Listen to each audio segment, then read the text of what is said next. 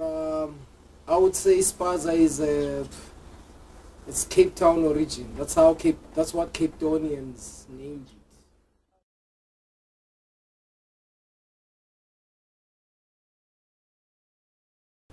Yeah, it is, because if you were to go to Eastern Cape, they would give it a different name, But here in Cape Town, it's Spaza.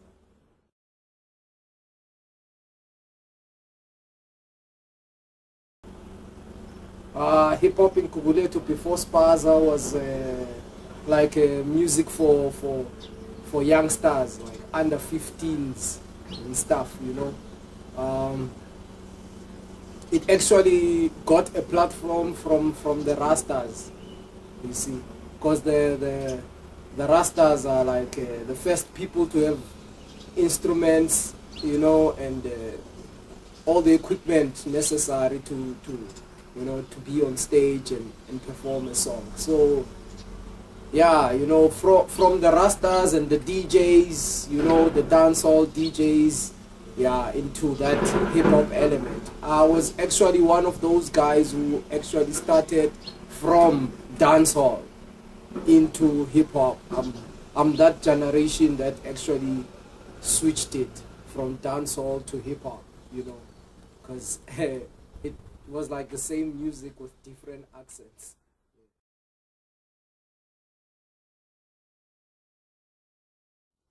Well, there was hip-hop, but there wasn't people performing hip-hop. There were dancers of hip-hop. There were break dancers. But then after the gang war in the 80s, Pantulas and the Maivis, they just became gangsters, and that whole culture died out.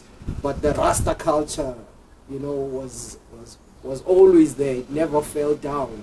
So when the gang wars ended, the Rastas were the only people with the equipment, So it started from them, into the hip hop that you know today.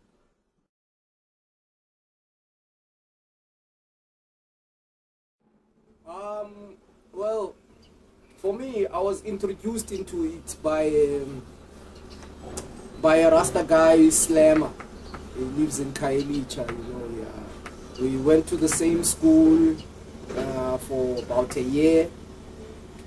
So yeah, man, because I loved music, and he was a Rasta, and so when after school we would go to the Rasta place and where they play live band, and they would sing songs there, and I would be interested, and one day I just grabbed the mic and I started, and then when I get home I started writing, I started listening more to the music, and yeah, and then I just I grew into it, from your Shaggy, Shaba ranks, Kati ranks, Yellow Man, to your hip hop hats, your Master Ace, your Wu-Tang Clan,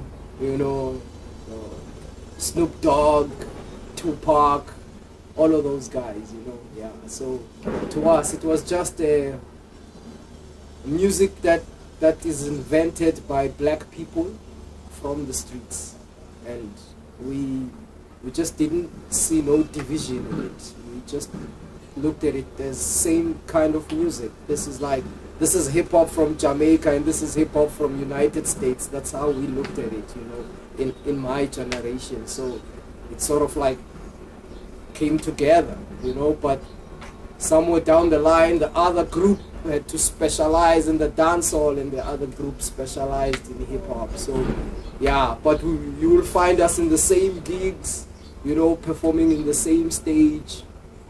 It's even now, you cannot separate. When you see a Rasta culture or Rasta event happening there, you see MCs there, and when you see a hip hop event, you will see Rastas there. So it's still.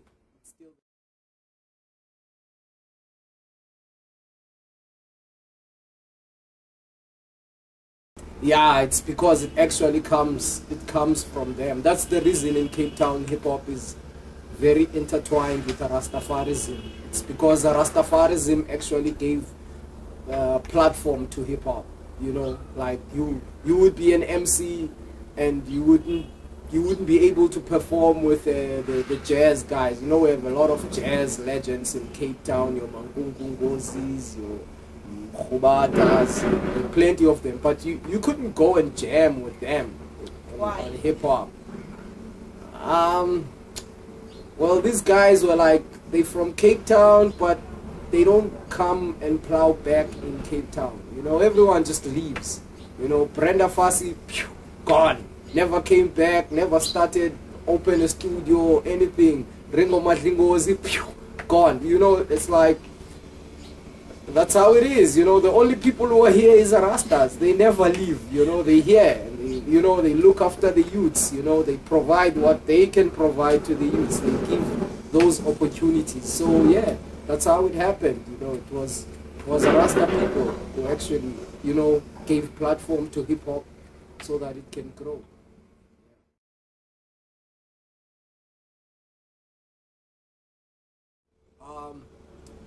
Well, Spaza Spaza first of all was not Xhosa rap.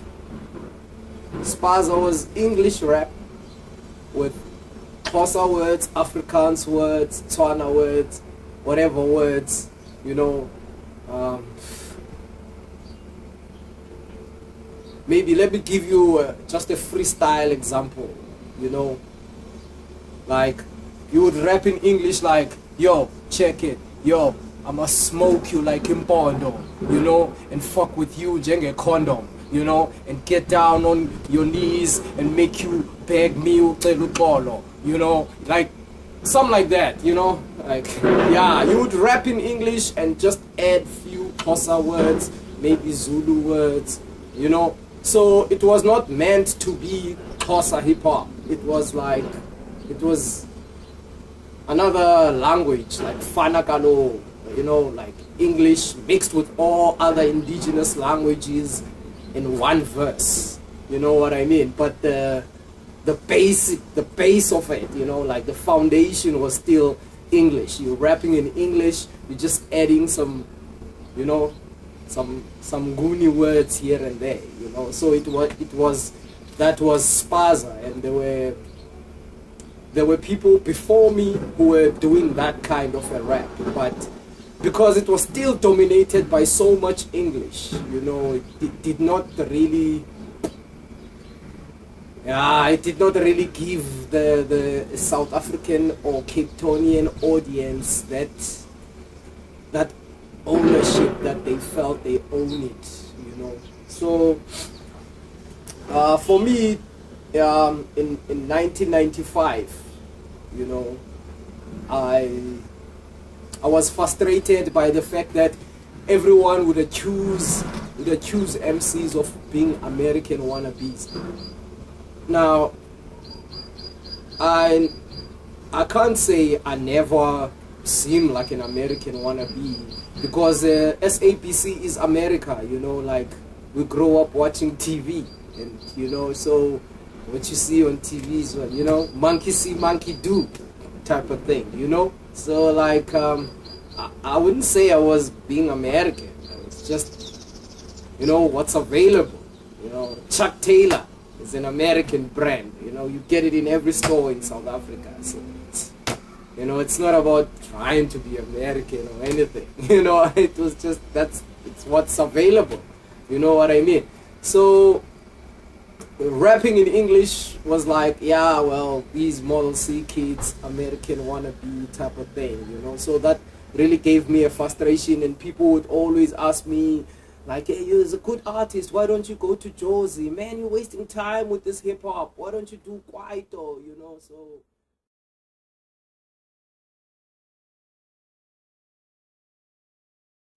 yeah, I mean, that was the hip-hop then. You know, that, yeah, what they called Spaza was still English, you know. Yeah, so I was like, okay, this is some nonsense, you know. So, but people asking you to go to Joburg. Yeah, you know, go to Joburg and you know, do Kwaito or something. And I thought Kwaito is not, but they were like, yeah, well, Kwaito is in our language, you see, it's good because it's in our language. And I was like, hey, these guys, it's just, you can make a track one word, you know, like Minwana Pezu, the whole, I didn't see creativity in that. Yeah, the beats are nice, but the vocalist, nah, man, it was like daylight robbery, man. You're robbing audience. So I said, okay, if that's what makes Kwaito music local, the language they use, maybe I should start using my language in rapping. So then it was 1995. I wrote my first verse in Xhosa, like pure, like, well, not pure Xhosa, but in Ringas, you know, the language that we speak, Ekas, is Tamto, you know, yeah, sure. So then I started writing my first verse. I showed it to my director, who was, I was involved in a art center, you know, doing theater as a teenager, so I showed it to him. You know, his name is Begindlov. Yeah, he's Begindlov. So he was a choreographer and all of those things, you know. So I showed it to him. I'm like, yo, check what I've done, man. And you know what he said to me? He said to me, yo, mfowethu, is Zulu. So he was like, yo, mfowethu, wabona manje, abasenama ideas manje, uyazwa nawe ukuthi emarket manje sebeyabheda vele. Yabo, abasenama ideas. Yabona lento yakho kusofanele we keep a secret intwana yami ngoba bazoyintshontsha le idea uzoyizwa seyiphuma ema TV kuphinaphi yabo. So yeah, so I tried to take his idea, but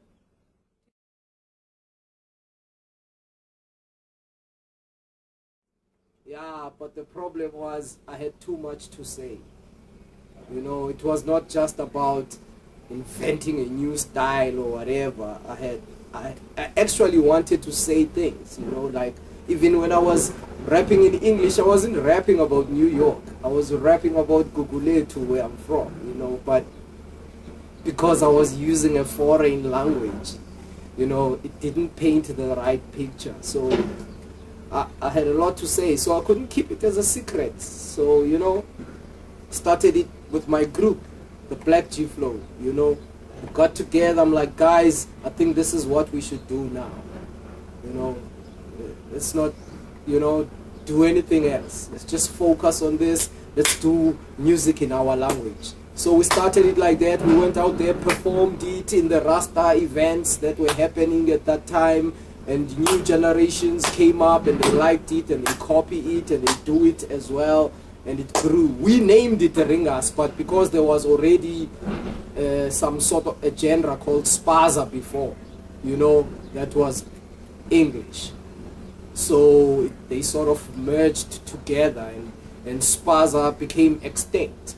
Like, it died out, but the name Spaza moved into the name of the new genre that had came up now.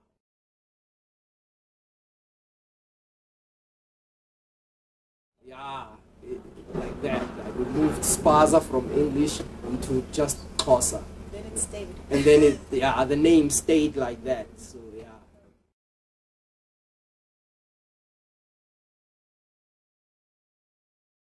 The Black G Flow is Asanda Matalane.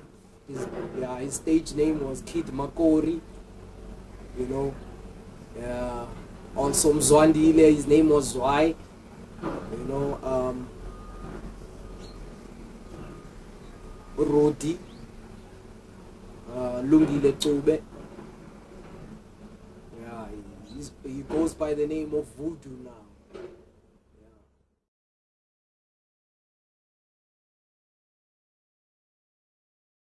Asana Matalane is still active. Kid Makori, he plays the guitar, he plays with a band, a marimba band. He's into the marimba genre now, you know, doing music for tourists and stuff.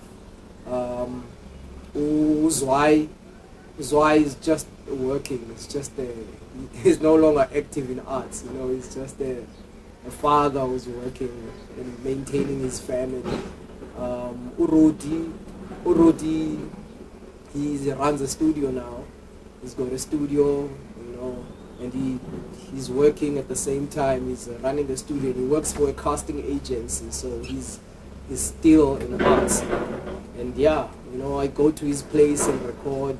You know, Kid Makori, if I want someone to sing a hook somewhere in my song, I highlight him and he'll come through and we'll do that song. So we still have that that relationship, you know. But yeah, man, I'm the one who's left now, you know. And Black T Flow also recruited other people, you know, like Umuni Twalo, you know. He's also running a studio, and now he's more into gospel music, you know. There's big business in that. Churches pay big money. So yeah, who else am I forgotten? Another brother now, he lives in Durban. He's married today, you know. Flip, that was his name, Flip. Yeah, you also got recruited by Black T Flow, you know. And yeah, so yeah, man, it was a hard and a nice journey, you know. Yeah, back in '95, a club called Angels, you know, used to run open mics every Saturday afternoon in town. So yeah, man, that sort of gave the hip hop culture more platform, you know, because like we would pay R5 to go into a club just so we can perform. And like everyone from Langa, Kokuletu, Nyanga, Kailicha, you know, Mitchell's Plain, Grassy Park, Haderveld, you know, like all the townships in Cape Town, coloureds and black people will all be in the same club, you know, dancing to hip hop and, you know, getting high and, you know, and rapping, doing battles and all of those things, you know. So yeah, you know, it just kept growing. But I would say hip hop actually grew with us. You know, it's like when we was kids, hip hop was music for kids. And now that we're not kids, music is no longer music for kids. You know, but it's still enjoyed by kids.